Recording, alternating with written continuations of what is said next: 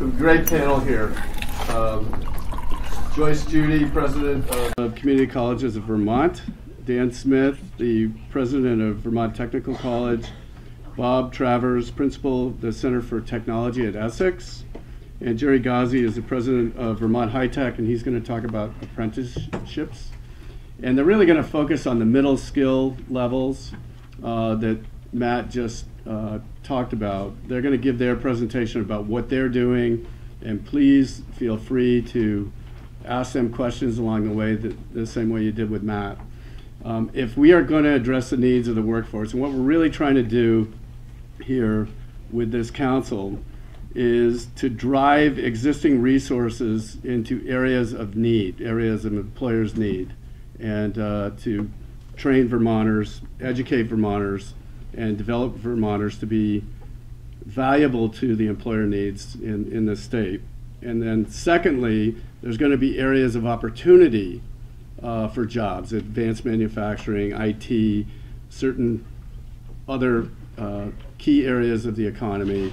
And that's where we're going to have to go after new resources to direct new resources moving forward as well. But there's so much in the system now, we've got to make the system work, not only with the money, but the providers. Our Voc Tech programs in the high schools around the state are pretty amazing. And when you hear what they do at Essex, we won't be successful without a successful state college system in Vermont. The state colleges, VTC, the community colleges are so important because they're educating the most of the Vermonters. And we really need to focus on strengthening them. Go ahead, I'm gonna let you self-police. Dan, if you want to start. It's all right with you. I'll get started. Thanks, it's always a pleasure. I'm Dan Smith. I'm president of Vermont Technical College. I've been in the role for about 8 months since last April 1st. And I tried not to take my date of appointment as any kind of a comment. It's a delight to be at Vermont Tech. We've experienced some challenge over the last few years related to the declines in enrollment. The things that I found once I've gotten on campus and engaged in the community, we're down about 150 full-time equivalent students, about level in terms of our head count, which means we see more part-time students than we have in the past. But 150 full-time equivalent students, which leaves us at 1,300 students who are still showing up every day in pursuit of the applied technical degrees that we offer, both 2 employer degrees. We're about 75% associate's degree and 25% baccalaureate degree. I wouldn't be doing my job for the college, or frankly representing the VSC once in a while, if I didn't observe that there's no small part of the workforce challenge that we face as a state that is a logical outcome from the nature of public funding of post-secondary education. We are 49th in the country, and about 15% of the state college's budget comes from the state. The remainder is tuition funding. One of the things that happens when we are market driven and we need to put butts in seats to run our colleges, it becomes more challenging to run the programs that are economically relevant, when the market might tell us that an easier program or a different program might fill faster. So there are programs that we face severe constraints on that are economically relevant to the state of Vermont that we aren't seeing enrollment in and could be under threat in the coming years. I remain, despite those challenges and some of those headwinds, demographics and enrollment, incredibly optimistic at Vermont Tech. Why? When you looked at those industries that Commissioner Goslin described in the SEDS project, and you compare them against the programs that we offer our 2-year degrees in, you realize that there's near perfect alignment. And then you look at the slide that Matt Barowitz showed, you looked at the gap between the middle skills job and the number of people with middle skills, and you realize there's a tremendous opportunity for Vermont youth and frankly Vermont incumbent workers who want to pursue an applied 2-year associate's degree to get a great job in the state of Vermont. There's McClure Foundation data that also benchmarks the associate's degrees in this state, actually all degrees, to the the likely salaries and the occupations that those degrees lead to. And it's a wonderful publication if you open it. I think VSAC helped them out, and I know they pulled Department of Labor data, and they work closely with Matt and his team in the development. But it tells an incredible story in an accessible way for Vermonters around the career paths that are tied to a particular degree attainment. And I encourage people to check out the McClure Foundation website and look at it. So I'm optimistic, whether it's energy, construction, engineering, technology, and applied engineering, agriculture and food systems, computer information technology. Our degrees are $12,000 a year in tuition. We're incredibly affordable. 1,300 students, of whom 90% are Vermont. Our alumni grew up here, stayed here after college, and are committed to their communities, and they're incredibly local. They're incredibly loyal. So I believe that the future of this college is inextricably tied to the economic success of this state, and I believe that we will only succeed in partnership with each other. So if you have ideas or things you want to pursue, I encourage you to reach out. A couple of current strategies that you may have heard us talking about, the governor's referenced some of them. I would identify the Vermont Strong Scholarship Program, something we worked on with the administration and the legislature over the last few years and with the Agency of Commerce. They identified key industry sectors, key fields in which those scholarships would apply. Computer systems and information technology, mechanical engineering, civil engineering, and electrical engineering. Actually, I don't think civil engineering was ultimately included. So the way that program works is that a student comes in and enrolls in one of those programs and finishes their degree in either 2 or 4 years, depending on the degree path they choose. If it's an associate's degree, the last semester will be paid back over 3 years if that student gets a job and stays in Vermont over those 3 years. If it's a baccalaureate degree, the final year of tuition will be paid back if that student gets a job and stays in Vermont over 5 years. So it's tuition abatement based on living in Vermont and majoring in getting a job in a field that's economically relevant in the state of Vermont. So I think it's quiet, but it's an incredibly exciting resource for Vermont youth and Vermont students. We've packaged that program with another program that we've offered for the last 20 years, the Vermont Academy of Science and Technology. For a high school senior in the state of Vermont who enrolls at Vermont Tech as a high school senior in a concurrent way, the education fund will pay the discounted tuition rate, and we accept it as full tuition. So if I'm a 17-year-old junior in the state of Vermont, and I may want to take Calculus 1 or Calculus 2, and it's not offered at my high school, historically I've been able to enroll at Vermont Tech and get a year of college credit paid for by the state. It's the best kept secret in the state of Vermont. We've normally had between 40 and 45 students in that program on an annual basis, and they transfer from Vermont Tech to places like MIT and Georgetown and some pretty high-flying institutions. And we'd love to have them in our college for a year. But it struck me looking at Vermont Strong Scholars and looking at VAST that there was a way to use these in pursuit of the objective that we've all noticed, which is how do we build a pipeline for industries that are growing in the state of Vermont, particularly in the lost market for the applied 2-year associate's degree. So if I'm a 17-year-old in the state of Vermont and I'm wondering if I can afford college and I'm wondering what jobs waiting for me out there, and I enroll in VAST, and we've created the appropriate employer partnership for one of the Vermont Strong eligible majors in electrical engineering, computer information technology, software engineering, or mechanical engineering, I can have 3 out of 4 semesters of an associate degree paid for by the state of Vermont. If I can have an employer partner who's willing to pay roughly $5,000 for 1 semester of tuition and a scholarship, and take that student for an intern, that's a seamless pathway from the junior year of high school to a position that requires an associate's degree. That gap that Matt Barowitz identified, debt-free, unless a student lived on campus, may need to borrow money for room and board, but tuition-free for that Vermont kid. That employer willing to think about 2 years out in terms of their workforce, that's a pretty safe bet in terms of cultivation over that 2 years in that workforce pipeline. So we're excited about that. We've been shopping it with employers and with local schools because we want to do it in partnership with local schools. But we're excited about using state resources and aligning them to the support of the economic industries that are growing in the state of Vermont.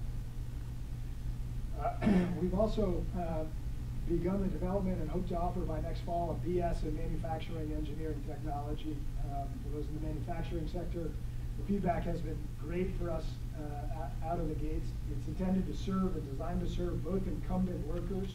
We offer apprenticeship programs at places like GE Aviation, GS Precision, and an Upper Valley apprenticeship program with a number of manufacturers in the Upper Valley area, including GW Plastics. So we've designed the BS program to serve incumbent workers and be accessible to them in the times and in the manner necessary to be successful, effective for people who are working full time, but also as a pathway for our current undergraduates.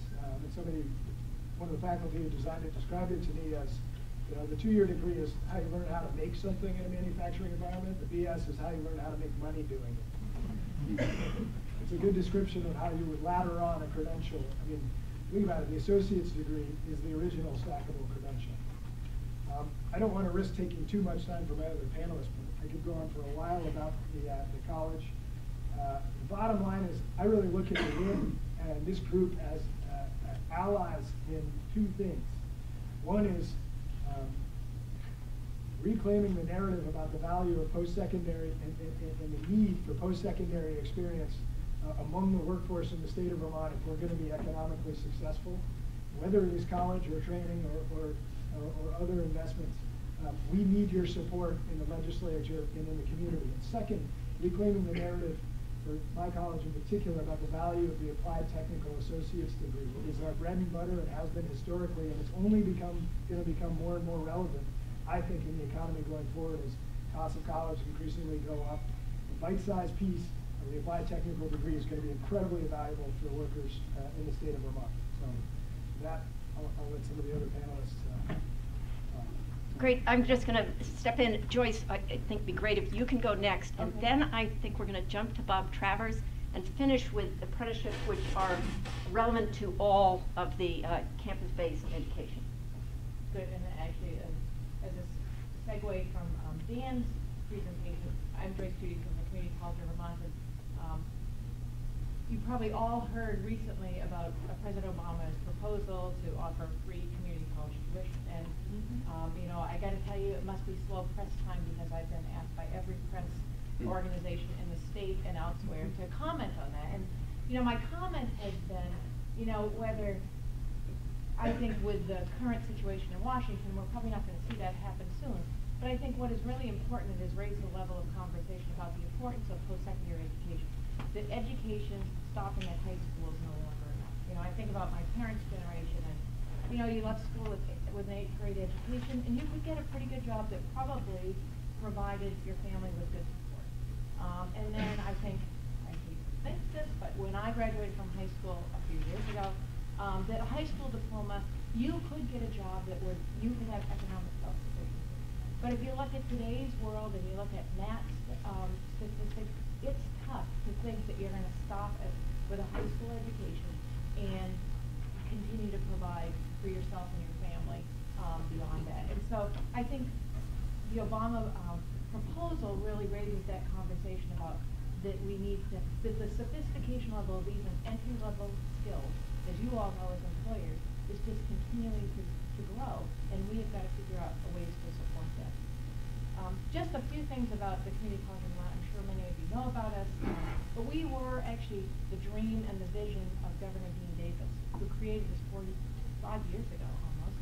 And his idea was, how do you take a college education to Vermonters in a very rural state? Or a state of 620,000 people. You know, there's 620,000 people in a block in New York City. That's easy to scale that, but how do you really think about that? And 2 things he thought about. One is that, you know, we've got to take it so that it's physically accessible. So now the Community College of Vermont has 12 physical locations, one in every labor market in the state. And the other thing that I think was equally important is we have 100% part-time faculty. And the reason why I mention that is because his idea was that Vermont communities were incredibly rich. Lots of people with lots of skills were in those communities. And I know that there were some people here in this audience who teach for us, and you know that you have expertise that you're willing to share with other people who want to learn. And our faculty are incredibly rich. We hire 600 faculty. Right now we have 6,700 students enrolled this semester, and we're offering 1,100 classes throughout the state. And we have a very growing online component. We're running almost 300 courses online this semester. And the reason why I throw those numbers at you is because it's about thinking about doing workforce training at scale. It's really thinking about how do we help all Vermonters, whether you're employed or looking to enter the job market, that you have access to being able to further your education. And that's tough when you look at, and it's essential when you look at the demographics. I want to share one piece of data that was pretty startling to me that I just heard about, or heard someone present about 2 weeks ago.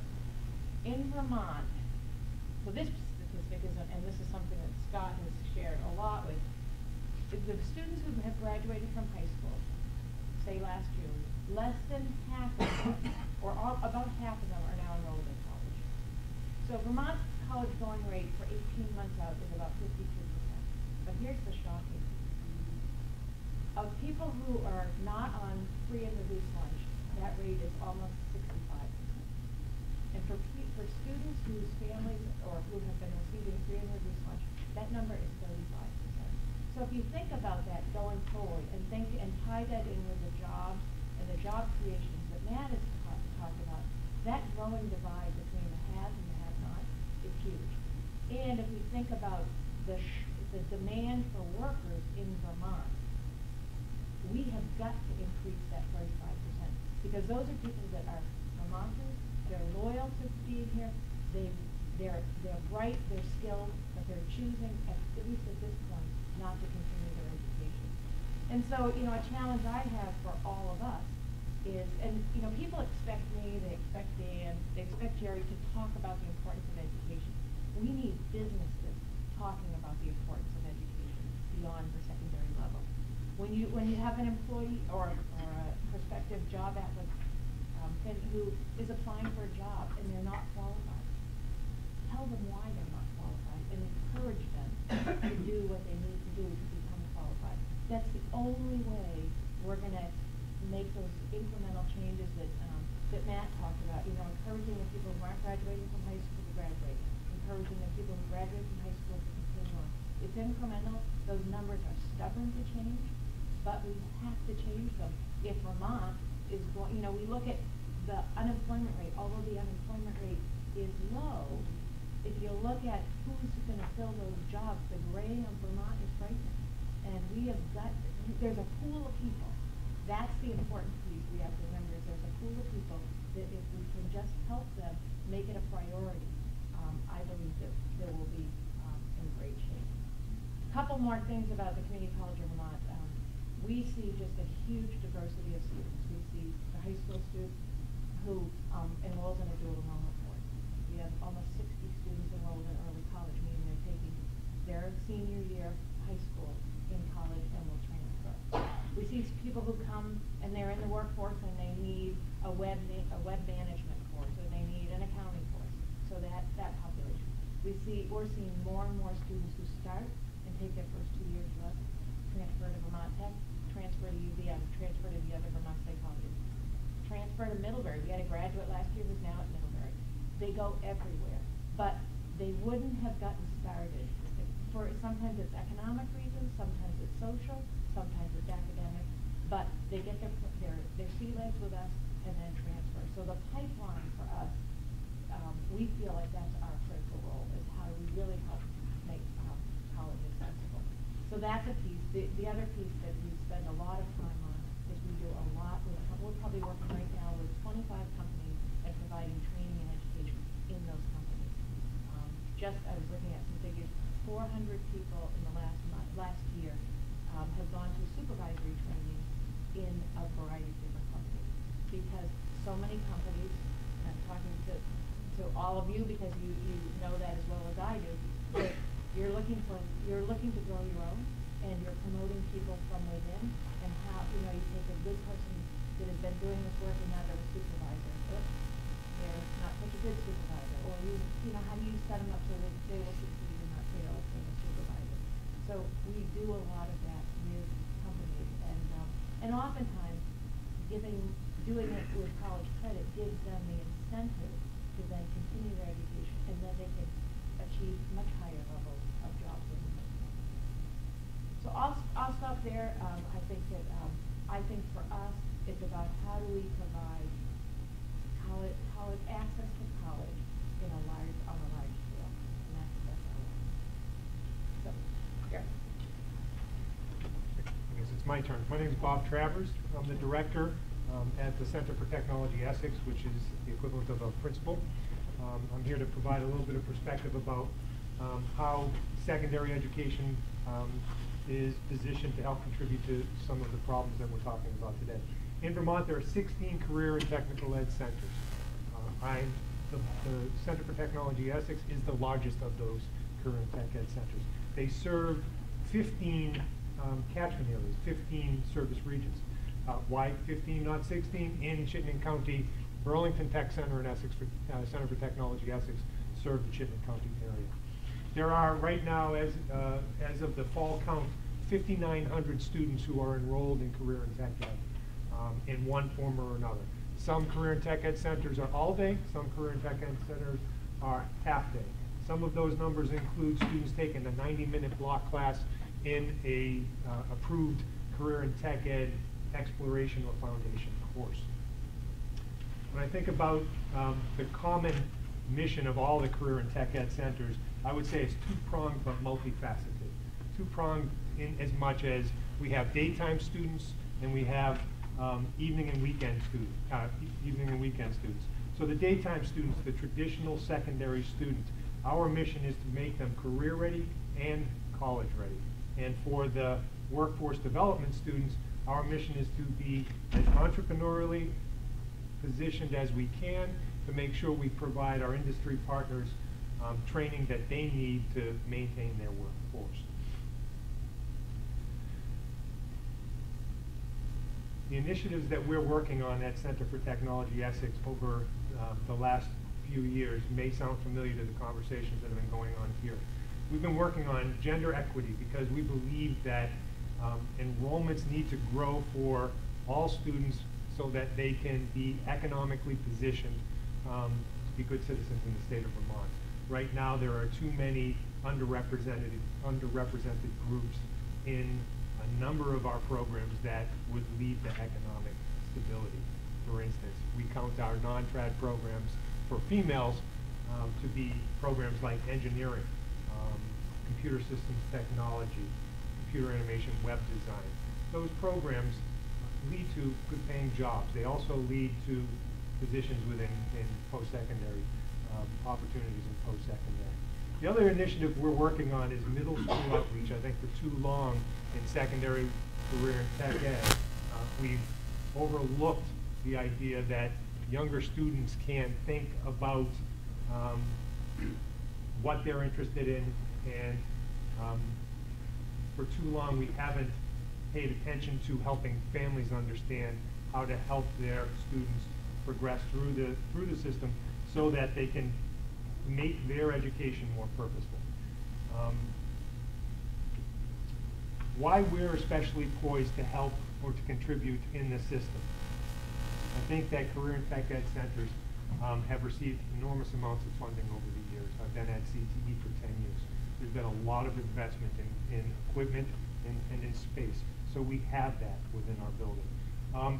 We have teachers who come from industry. So they understand a lot of the core technical areas that we're supposed to be training for. And because they come from industry and because we're always competing for students, we are entrepreneurial in our thinking. Our teachers know that enrollments are important to them and the student success will grow enrollments.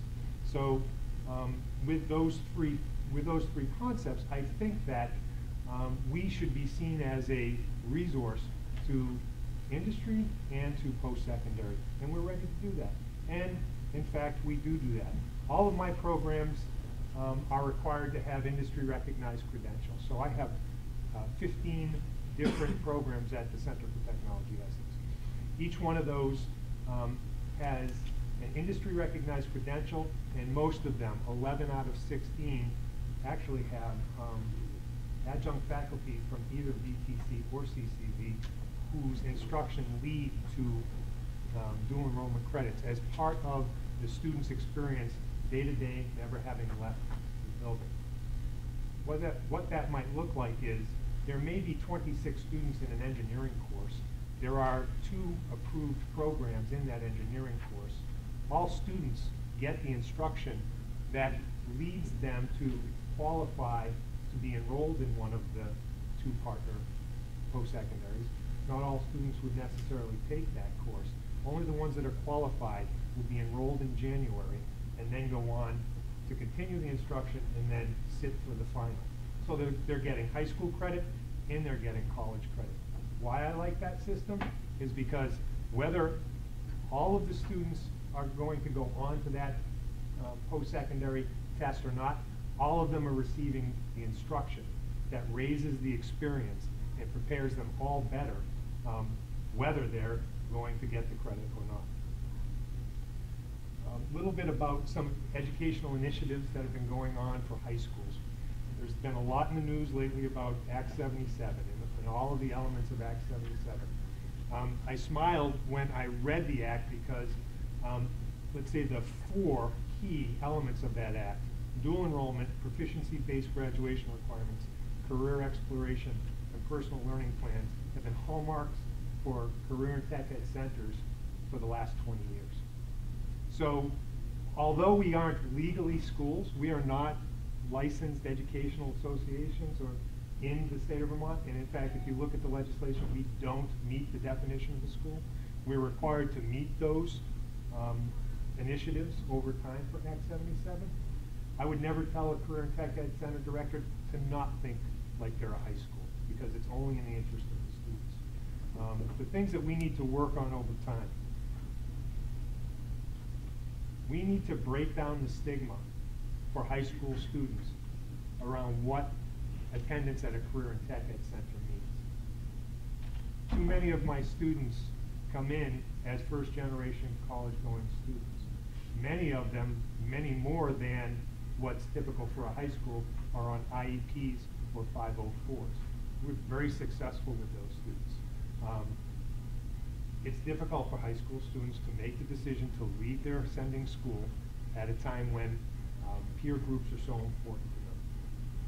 But those who make the leap, those who decide to come to career and tech ed centers, flourish because the instruction we provide makes some sense to them about why they're in high school. The other thing I would say is we need to start thinking about what the definition of post-secondary really is. Isn't a class that is provided for a student post-graduation, which leads to a certificate in welding, post-secondary instruction? The same could be said for L&A instruction. The world is changing for our students. Tech centers are trying to position themselves to make sure that we provide what they need. And I think we're being somewhat successful. Dan had mentioned about the VAST program as being the best kept secret in Vermont. I use that phrase for the Center for Technology all the time. It's incumbent upon me and my staff to get out there and talk about this incredible resource for students. And I think that if we're successful in partnering with industry and post-secondary, that will happen naturally. I think students will come the more we provide multiple options, opportunities, and pathways for them. So thank you for letting me be here. I'm happy to answer any questions. We'll just keep going through the last speaker and then we'll just fully engage as a group. Good afternoon. My name is Jerry Gonzi, and I am president of Vermont High Tech. And Michelle and Andy, I want to thank you. They've asked me to speak about apprenticeships, and I want to get a sense for, if I can leave with one thing, is that's to raise the awareness and knowledge about what a registered apprenticeship is. So I want to just ask the audience, how many people are familiar with registered apprenticeships? Wow, so most of you have experience. I know we have some employers. University of Vermont Medical Center has run many apprenticeship programs, as well as Mike Lane from Dealer.com. So the 4 tenets of an apprenticeship is the first, there has to be an employment agreement between an employer and an apprentice. So we're starting right away at the hallmark of employment. The second piece of that is through that employment, there has to be an investment by that employer to provide related and technical instruction during the course of that apprenticeship. So that piece of related technical instruction, similar to what you were just saying, that is post-secondary education. Many times that post-secondary education is accredited by institutions of higher education. The third piece of an apprenticeship is that there has to be work-based learning to meet a certain set of competencies that have been defined by that apprenticeship. So under the Vermont Department of Labor, the agreement is actually between Vermont Department of Labor, which is really acting on the U.S. Department of Labor's behalf as a state apprenticeship council, enters into an agreement with an employer to say that if an individual enters, let's say, a medical coding apprenticeship, that they will gain these competencies over a given period of time. And they will prove those competencies to become a fully titled individual in that profession. So an employer is making an investment to provide on-the-job learning opportunities for that apprenticeship and that apprentice through mentoring. Vermont, on a national level, is being recognized for its programs in apprenticeship. Through the Vermont Department of Labor and through Vermont High Tech, we've actually been at several regional roundtables to talk about the innovation that's happening in apprenticeship in areas of non-traditional fields. Those fields being information technology, advanced manufacturing, IT, and finally a new area, business services. And through this awareness, back in beginning of 2014, President Obama had challenged Vice President Biden to actually put together a job-driven strategy, which one of the cornerstones of that job-driven strategy is to double the number of apprenticeships in the United States. Currently it sits about 375,000 apprentices, and they want to get that number doubled in 5 years. So there's been a lot of attention around that because they believe that these middle skilled jobs can be created through employers investing in themselves in an individual who is unskilled, but making an investment in that person over a period of time so they become that skilled individual, still giving them the related technical instruction necessary to perform that kind of position. Vermont High Tech has been doing this for 15 years. Our cornerstone of our model has been apprenticeships. All of our apprenticeships are registered through the Vermont Department of Labor. We do some work in New Hampshire, and that's registered directly with the U.S. Department of Labor there. But we've created apprenticeships in what many times are not the traditional fields. We've created apprenticeships in ITs for software developers, for account managers, for IT support staff, for IT installation consultants. In the medical field, we've created apprenticeships for phlebotomists, for registration representatives, for certified medical coders, for certified pharmacy technicians. And then in the advanced manufacturing field, we've actually created apprenticeships into CNC machine operator. That's one of our largest apprenticeship programs, actually creating over 600 jobs between New Hampshire and Vermont with those apprenticeships. So the key aspect of what apprenticeship offers to fill this gap here would be a way in which employers, and I'm speaking to the employers, could invest in a different relationship with an employee. Traditionally, when you hire an individual off the street, you are looking for a certain set of skills and competencies. And you look through resumes, and you may even have software to screen those resumes. And based on what comes out of that screening process, you bring people in for interviews. And then there's a give and take between that potential applicant and that employer. And eventually, you may hire or not hire. And then it's kind of a wait and see. That employee you're hiring may have a skill set that you desperately need, but may not be happy in the job because there are other opportunities out there. An apprenticeship model creates an employment-employee relationship where the person is coming to the table, the applicant, and saying, I possess none of the competencies you are looking for. However, I am willing to have you invest in me, and for that return on investment, I will learn and prove to you that I can gain those competencies in an accelerated fashion. And in return, what happens is that employee becomes very, very loyal. to that company over the period of that apprenticeship and beyond into full employment. The apprenticeship is full employment. It comes with full benefits. It's no different. What happens at the end of the apprenticeship is they walk away with what is considered in the United States as the other degree. They get a certificate of completion from the U.S. Department of Labor for that apprenticeship skill set. And that's a transferable credential that can be used anywhere in the country. Then individuals, once they complete that, they lose the title of apprenticeship and they become fully titled in that position as a certified medical coder or a certified phlebotomist. So what occurs during that exchange is that this individual applicant, or now employee, is gaining the skill sets they need, and in return that employer is gaining a loyal employee. We've actually taken this program and utilized it where there were gaps in skill sets that employers just couldn't find. Now a traditional apprenticeship could be anywhere from 2 to 4 years. And what happens is the related instruction usually occurs during the course of those 2 to 4 years. So the individual is gaining that skill set over a 2 to 4 year and gaining the competencies which are measured on a monthly basis to meet full competency. And many times apprenticeships can be hour-based, 2,000 hours, 4,000 hours, 8,000 hours. And only when they complete those competencies and those hours will they be signed off by and receive their certificate.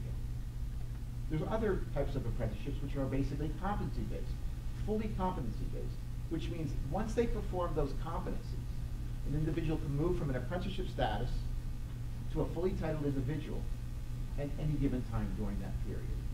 And then there's a hybrid where you set a number of hours out in advance, but you can still sign off early for that apprenticeship through a competency-based evaluation. One of the things that happens during an apprenticeship is that